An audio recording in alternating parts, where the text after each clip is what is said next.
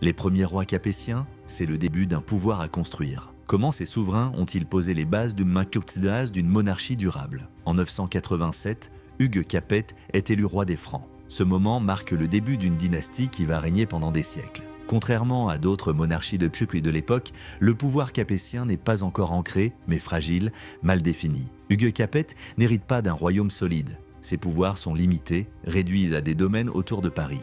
D'ailleurs, il doit faire face à des seigneurs puissants qui contestent de son autorité. Pour asseoir son pouvoir, il utilise le mariage politique, les alliances stratégiques et surtout la légitimité divine. Ce dernier point est essentiel. Se faire couronner par l'Église lui confère une aura, une reconnaissance qui va au-delà des simples possessions matérielles. Au fil des années, les descendants de Hugues Capet, comme Robert II et Philippe Ier, continuent de renforcer cette légitimité. Ils concentrent le pouvoir et élargissent leur territoire. La volonté de centraliser le royaume se renforce malgré les révoltes des nobles qui mécontentent leurs privilèges. Ces rois construisent une administration rudimentaire, posant ainsi les bases d'un État plus structuré. Avec le temps, le pouvoir capétien prend de l'ampleur. Les rois commencent à jouir d'une certaine stabilité, même si les défis sont nombreux. Ils s'appuient sur une noblesse dévouée pour contrôler leurs terres, tout en faisant face aux menaces extérieures. La fin du 1er siècle de leur règne va marquer un tournant décisif.